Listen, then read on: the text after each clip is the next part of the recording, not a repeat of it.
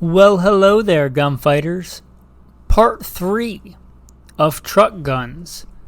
The P.D.W, the personal defense weapons. Now, I'm going to be honest, I thought about talking about this today because I thought it would be a simple one. I'd knock it out.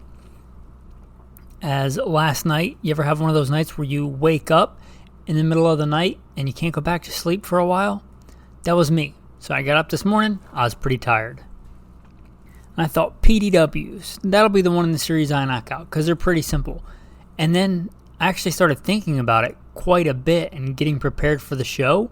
And it's not simple. It's not even simple to define. So we're going to tackle that. Again, this is part 3. So if you're not subscribed following the show, locate, close with, and do a tactical assault on that follow button, subscribe button, whatever it is. Make sure you're being updated on the series. With that, let's move into the P.D.W. here on Gunfighter Life. Making godly men strong and strong men godly, where we talk about guns and gunfighting the right way with God at the center, Judeo-Christian values, and real-world first-hand experience. No bio today because it's a part 3. Hopefully this is not the only one you've listened to. But if so, welcome. Okay, the personal defense weapon. Let us wax philosophical and do a deep dive. Maybe grab a cup of coffee. We'll sit down and reach into this ether, this ethereal realm that is the P.D.W. What is a P.D.W? Again, not even easy to define. Personal defense weapon doesn't really help us because, most of the things we're going to talk about in the truck gun series and a lot of the guns that exist are personal defense weapons. But the way I think makes the most sense to define it is a weapon that is more capable than even a good full-size combat handgun, but less powerful or less effective depending on how you'd quantify that on a battlefield. It's not as capable as one of the go-to assault weapons of our day, the two de facto ones being the AK-47 and the M4, or ish, or even larger than that, but it would be somewhere in between those two. And that's a broad spectrum, and inside that spectrum of more capable and powerful or effective, and there's a lot of ways to quantify that, than the combat handgun, but less so than your go-to intermediate caliber carbine assault rifle, and geared towards personal defense. Now, I think to get a grasp on this, let's look back in days of yore. What are some of the classic P.D.Ws? Some real classic ones I can think of. Going back to the very inception of practical, military policing role, semi-automatic handguns, there is this P.D.W. emergence. You see the Mauser broom handle with a stock. What is that if not a P.D.W? To be more effective than the regular handgun. Looking at the Luger or the Snellfoil, like artillery Lugers with the stock. Again, what is that if not trying to give you more capability as a personal defense weapon than just a handgun? Just a little bit later in this, the Browning High Power, which is a good gun even today, stands the test of time, with a tangent sight, some kind of raised sight out to much longer distances than you would consider a conventional handgun, with a stock. What is that if not a P.D.W? Now, this is not meant to be a history podcast, and I'm sure there was a stocked handgun before that, maybe a cap and ball revolver. I'm not really sure. But we see from almost the very beginning of practical smokeless powder repeating handguns this, I want a little bit more. This, I want to give it more capability than a handgun. Well, that hasn't gone away. There are gunfighters. We still have that today with modern handguns. There are stocks for Glocks. There are the Roni conversion kits, which I said in earlier episodes that we would get to. And those kind of bridge the gambit from a pretty simple stocked handgun to trying to turn it into a carbine or a carbine conversion. But I think is where we're going to start today. I think these absolutely can increase the firepower over a traditional handgun. Okay, and for this, what we need to do is take all the tax stamp stuff, lick the tax stamps, stick them somewhere, and put them proverbially on the table for a while, because we need to do this thought experiment as if those didn't exist, and then we'll bring them back into reality because they do exist for us. But if they weren't an NFA item, so you take the handgun and you put some kind of stock on it, whether it's a pistol brace or a wire stock or a fixed stock or a fold-out stock, right? And you do that. Why? Because it's not all benefits. You're making the gun bigger and heavier. There's an obvious reason we don't do this on most handguns, right? For CCW. There's an obvious reason for that. But if it's not a CCW gun, if you're not trying to conceal it or carry it on a duty belt, as in a cop, or open carry it, even that will get a bit kludgy. Say you're having it slung across your chest, which is common for EP roles and convoy operations and things like that. Or it's going to be in a bailout bag, or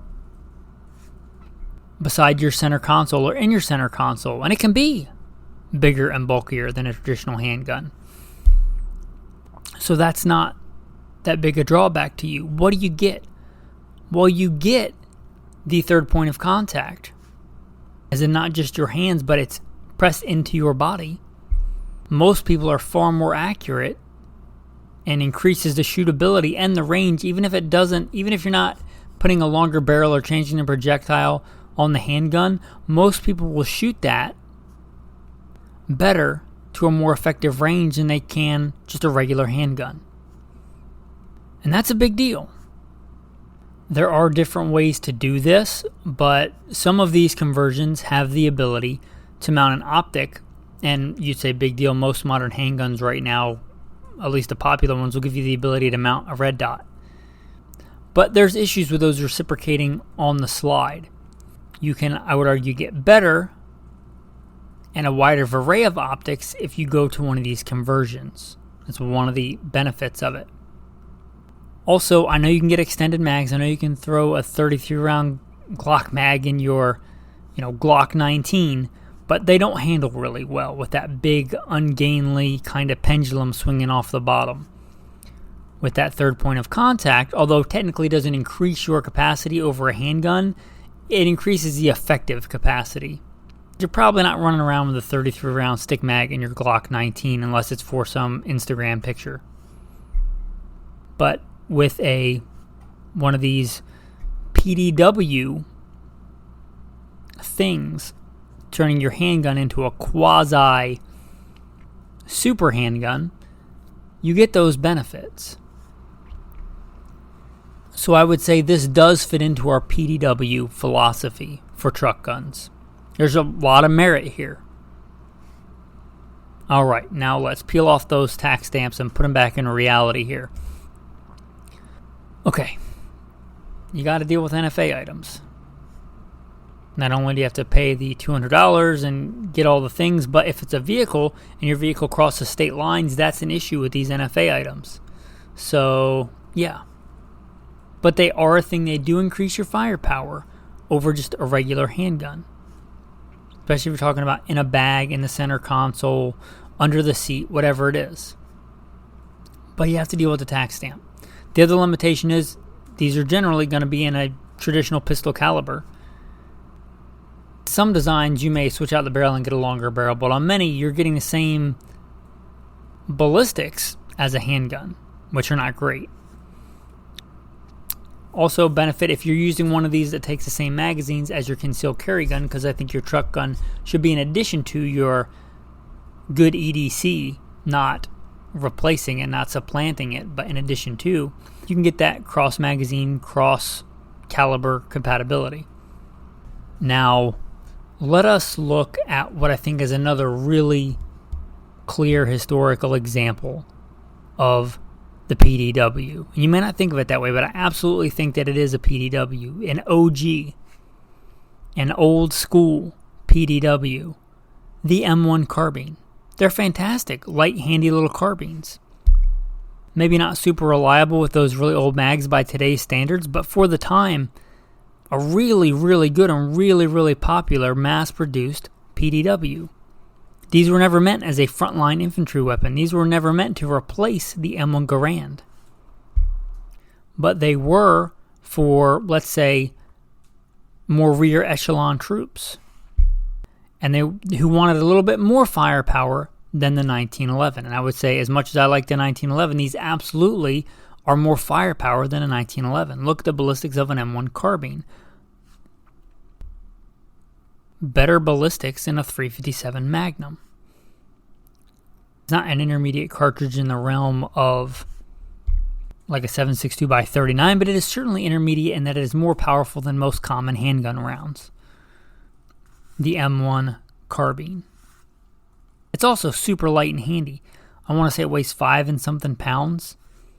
Super light, super handy, easy to control, easy to train on. You can get good hits with them out to 300 yards. That's quite a step up in performance over most handguns. So you get a light, handy little long gun that is less effective than the major issue battlefield rifle, but certainly more effective than a handgun. And I'd say this is the one that probably stood the test of time. If you can find a reliable one, and the thing is they're highly collectible now, but if you can get one with mixed match serial numbers or one that has been Bubba-ized or somebody tried and poorly refinished the stock or something like that where it's just as good and just as shootable, but maybe doesn't have the collector value, M1 carbine wouldn't be a bad truck gun. It's certainly battle proven. What do we have more modern in this same kind of genre? Well, I would argue a modern one that was designed much like the M1 to be a P.D.W., the M1 carbine, I mean, the PS90. Now, I'm not going to talk about a lot of other bullpups in this episode. I might get to them later. But a lot of the bullpups are meant to be a replacement for an infantry weapon. The PS90 was meant to be a P.D.W. Convoy operations, clandestine operations, rear echelon troops that wanted something and more firepower than a handgun, but not as big and bulky or nearly as powerful as a frontline infantry weapon. Again, you gotta lick the tax stamps and stick them up somewhere. The PS90, or the P90, I guess, the P90 is legit. An actual P90 with the actual original size barrel and in full auto, that thing can rock and roll. That thing is absolutely, I think, what they set out to be. A really, really good P.D.W.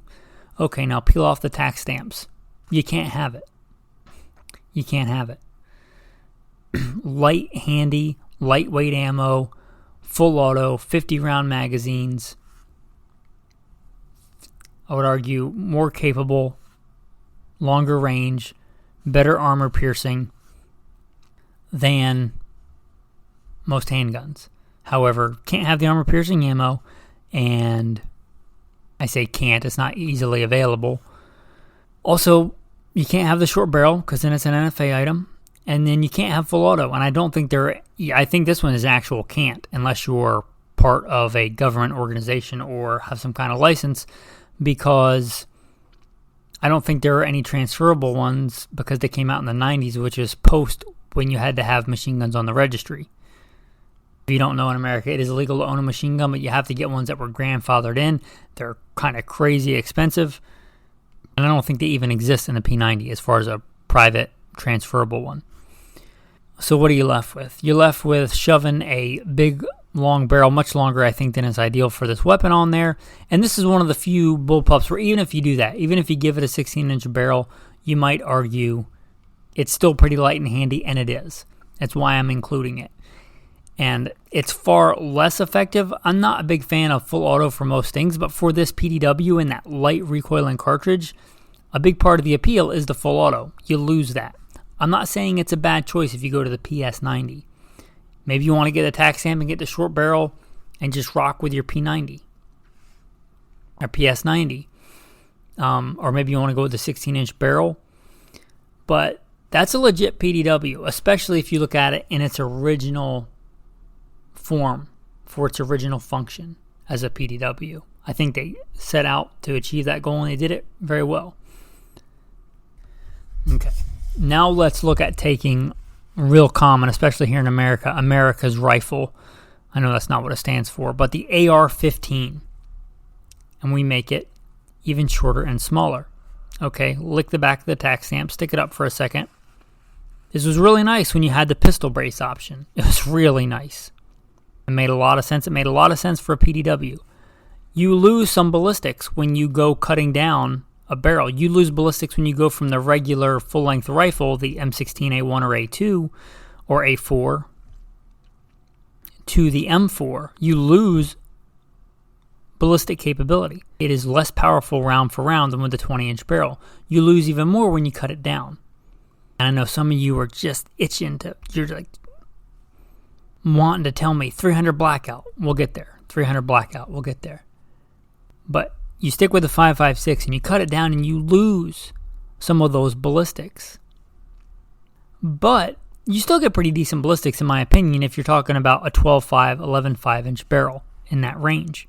Certainly more effective than most handguns, so it's still in there. And when you had the pistol brace option, it was sweet. No tax stamp, you could drive across state lines.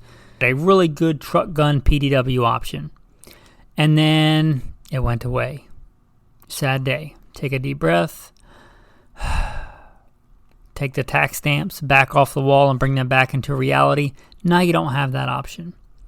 Well, because of the way the AR operates, as opposed to like an AK, it needs that buffer tube. One of the things I actually don't like about the design, but one of the things that helps us here, because the ATF said, well, you can use it with just a buffer tube.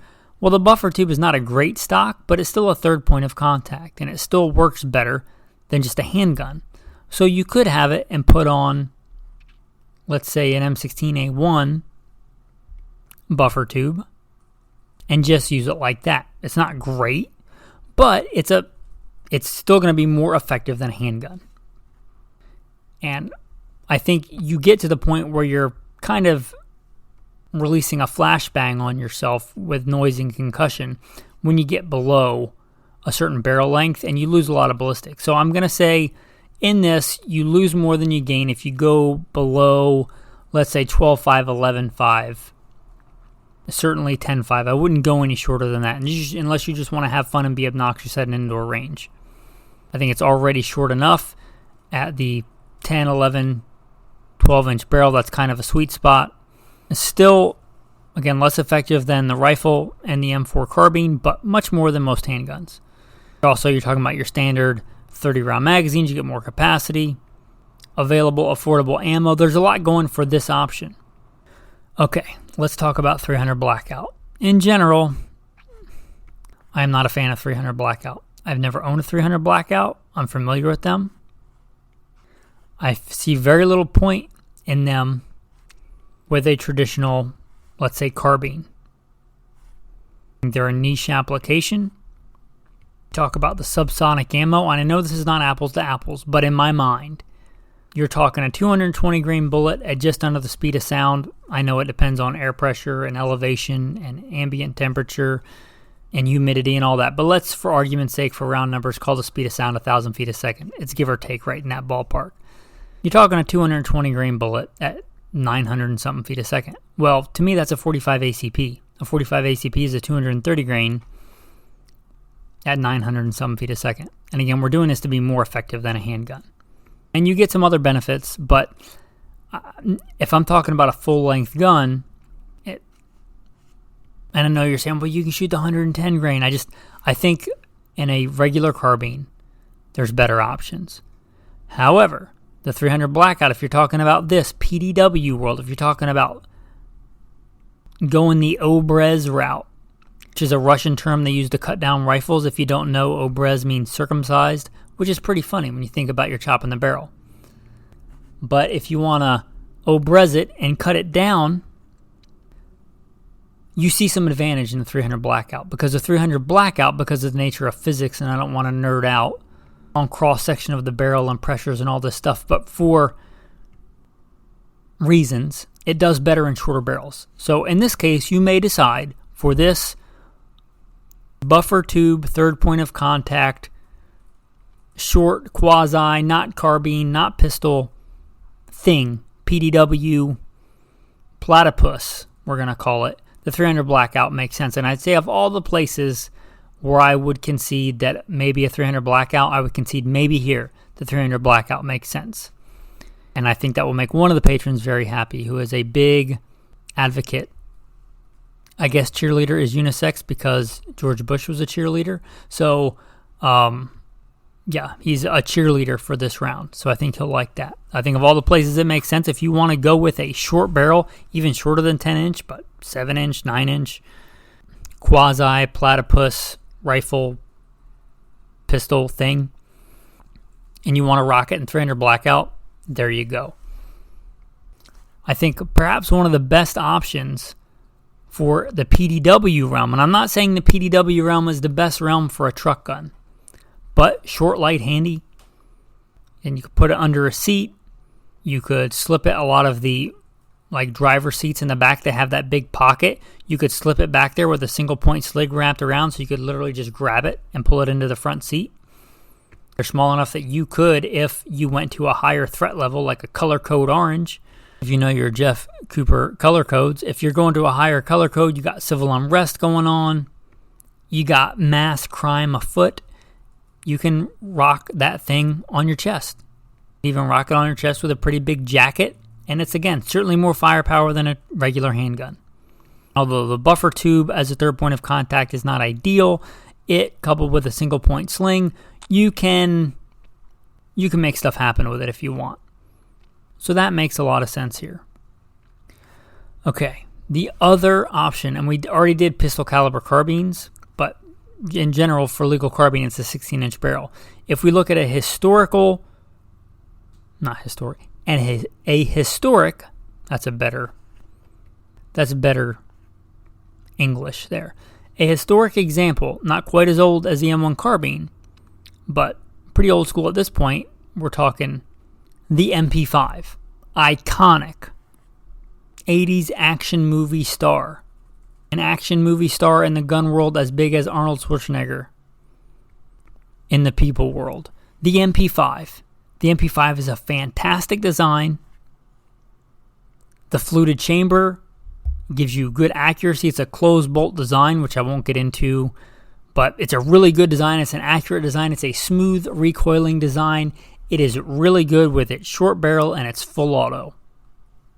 But sadly, those stamp things again, which means you can't have that, which means if you're going to rock it in any kind of quasi P.D.W. realm, you're probably, since the pistol brace thing again went away, you're probably going to rock it with a single point sling, which is okay.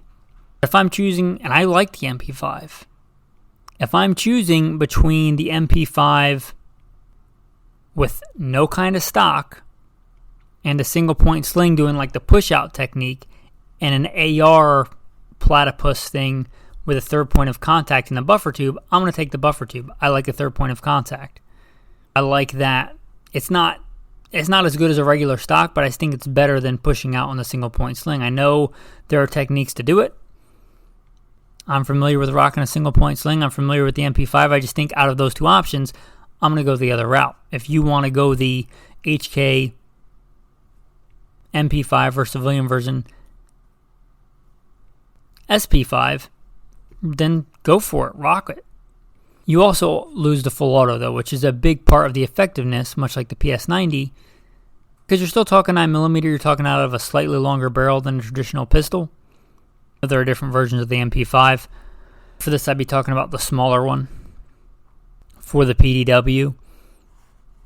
If you want to go the tax stamp route and not cross state lines, then there you go for a P.D.W. But it was designed for that, and you're losing the full auto capability, though, and the full auto capability is a big reason why these things are very popular in certain circles.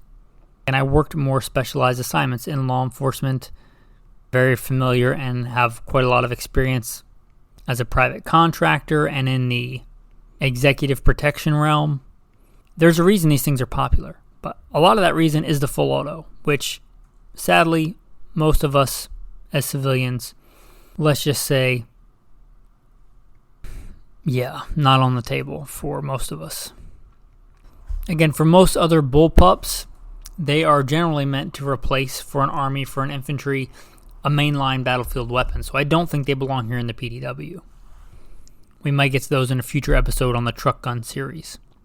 Now, obviously, there are a lot of other models, but I think they fit into one of these kind of genres that we talked about. There's the Chris Vector, but just take what I said about it and apply it like the MP5. Most of the things I said about it will apply to the Chris Vector. Again, a lot of that capability I think has been neutered with the negation of full auto. Or if I didn't talk about the Krinkhoff. It's a cool little gun, but it's a tax stamp thing. And whatever I said about the short-barreled AR, you can apply that. You should be able to think critically and apply that to the Krinkhoff. Or if I didn't mention your favorite. There is one other kind of genre that I want to talk about because I don't think it really fits in well with the other ones. And that is the CMMG Banshee. CMMG is not a sponsor here. I take no sponsors. If you hear advertisements, by the way that works if you're not hip on the world of podcasting, I have a host. I upload to the host, in my case, Spreaker. Spreaker puts it out in the ether to like Spotify, Apple Podcast, iHeartRadio, Amazon, all those places.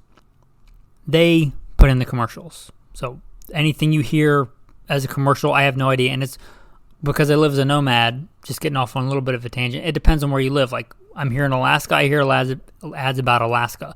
When I'm in a place with a large Hispanic population, I hear ads in Spanish. So the ads that I hear when I listen to the podcast are not what you hear when you listen to the podcast. Anyway, I take no sponsors here. CMMG is not a sponsor, but I think they do something really cool here. The CMMG Banshee. Because of the uniqueness, and I mean that in a nice way. Normally, I'm not a big fan of the buffer tube, but here it helps us out because, again, it's our third point of contact. And because you kind of have it there and you can use it as the buffer tube, not as good as a stock, not as good as a pistol brace, but it's something. CMMG Banshee, I think, is its own kind of little subclass of P.D.W. Now, there are a lot of AR-based PCCs and sub-caliber things, but many of them use a straight blowback. And that's a simple system and it has its advantages, but it has its disadvantages. And you would be surprised at what these small compact guns recoils like with a straight blowback. It's got a lot of reciprocating mass.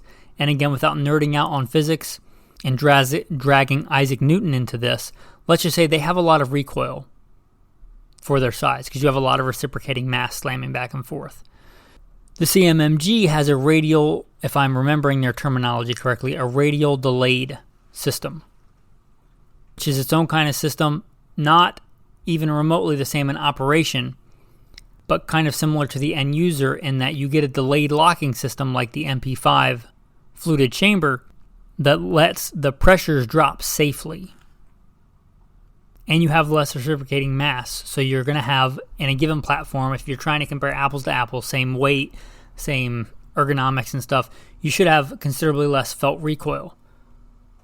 Why is that important? When you want to go fast. When you want to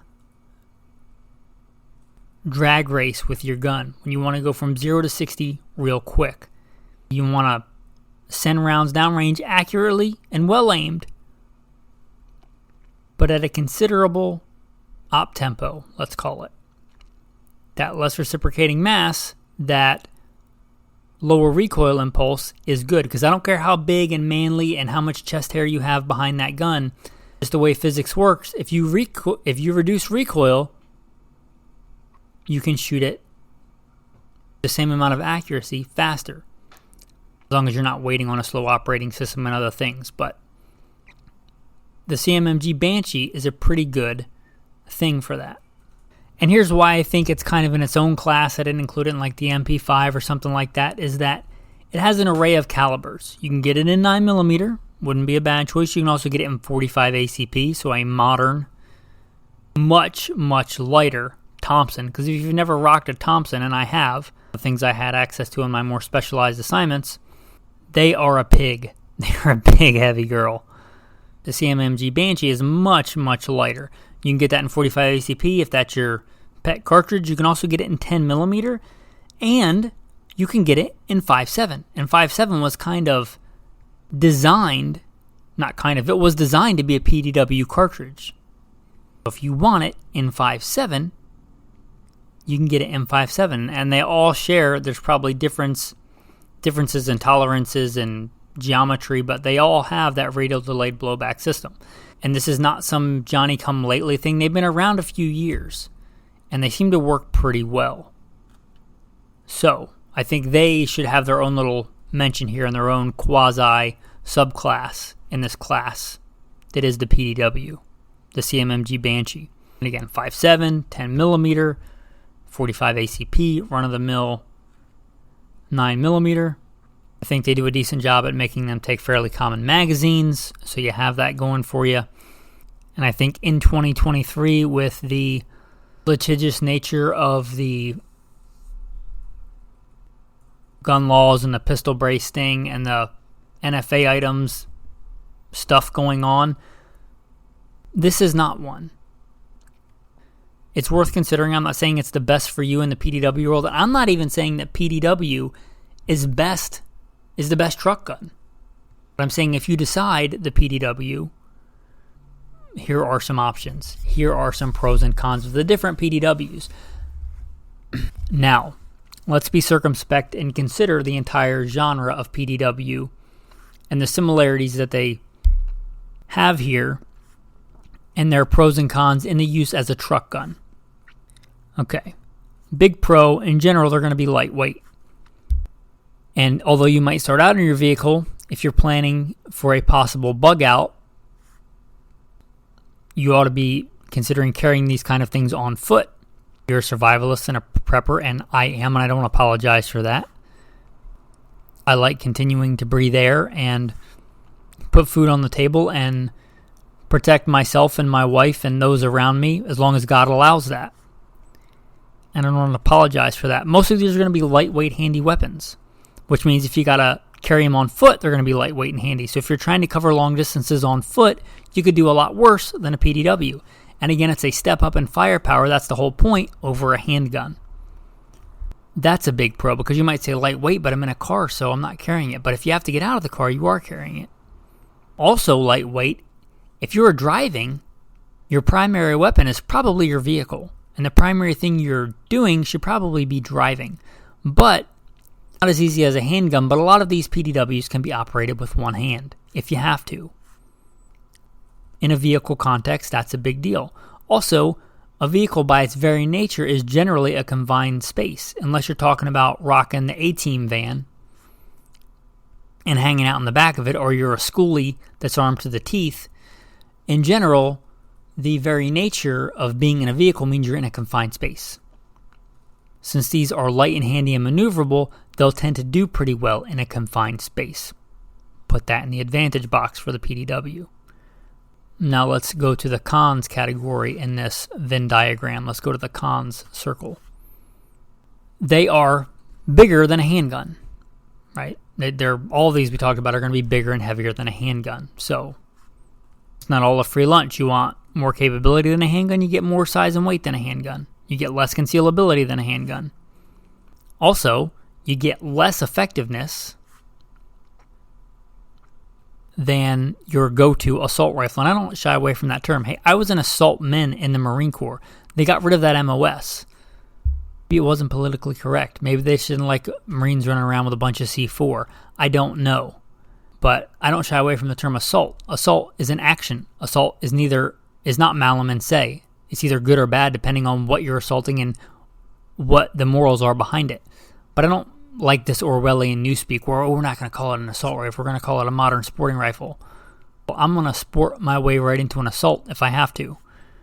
So they're less effective than a go-to assault rifle. They're less effective than an AK-47 or an M4 or an M16A4 in general. Case in point, there's no major military today arming its infantry with P.D.Ws. They were by nature designed for more rear echelon troops.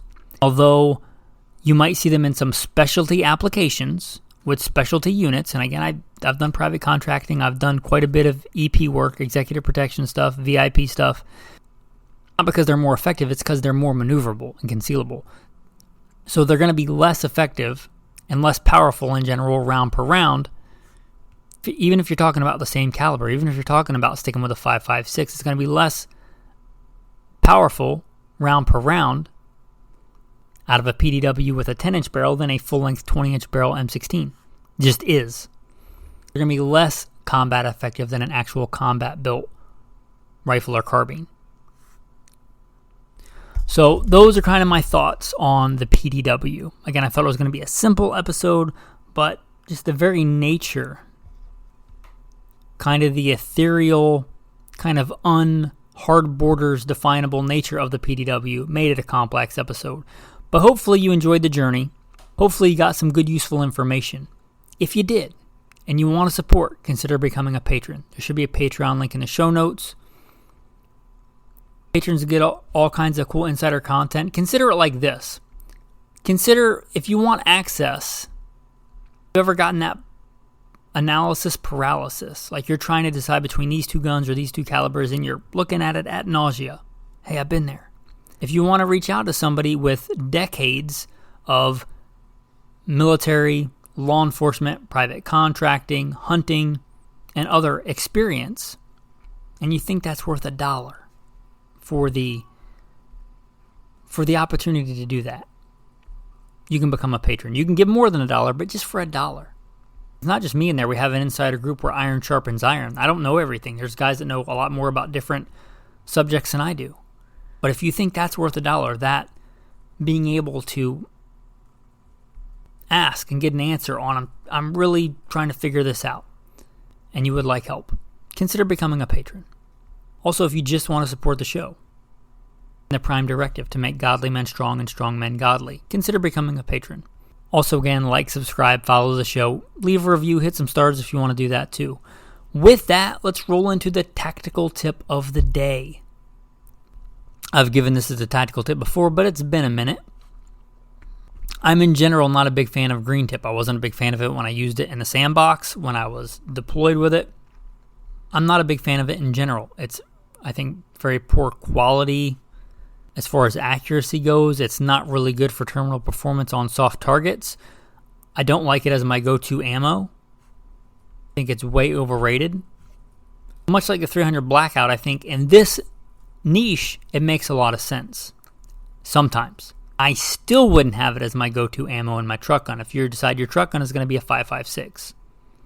However, I think it may be good to have a magazine in addition to your actual loadout of green tip, barrier penetrating ammo.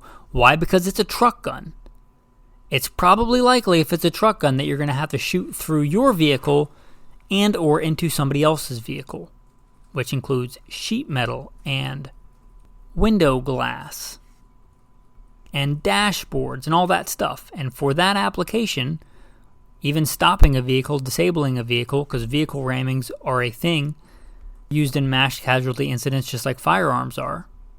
For that, for anti-vehicle stuff, the green tip makes a lot of sense. So if you're going to run a 5.56 platform as your truck gun, you may consider a magazine of the green tip. Still need to test it, make sure it shoots in your acceptable point of aim, point of impact, or know where the holdover or the adjustment is for that. But it's a good thing to have in your proverbial back pocket. My advice, if you're going to do that, take some green tape and mark it, because it just makes sense, right? Green tip, green tape. Or get an actual green magazine. Like, remember when the zombie craze was all the thing? If you can find a green, obnoxious colored magazine, you know it's not your normal go-to defensive ammo. Again, I think for the truck gun application, it makes a lot of sense. That's your tactical tip of the day. Your tactical verse of the day. Tactical verse of the day from Deuteronomy 13. You shall walk after the Lord your God and fear him, and keep his commandments and obey his voice. You shall serve him and hold fast to him. This reminds me of another beautiful verse from God's word. Ecclesiastes. Let us hear the conclusion of the whole matter. You might want to pay attention to this. Let us hear the conclusion of the whole matter. Fear God and keep his commandments, for this is the whole duty of man. For God shall bring every work into judgment, with every secret thing, whether it be good or whether it be evil. Thanks for listening, men, and have a blessed day.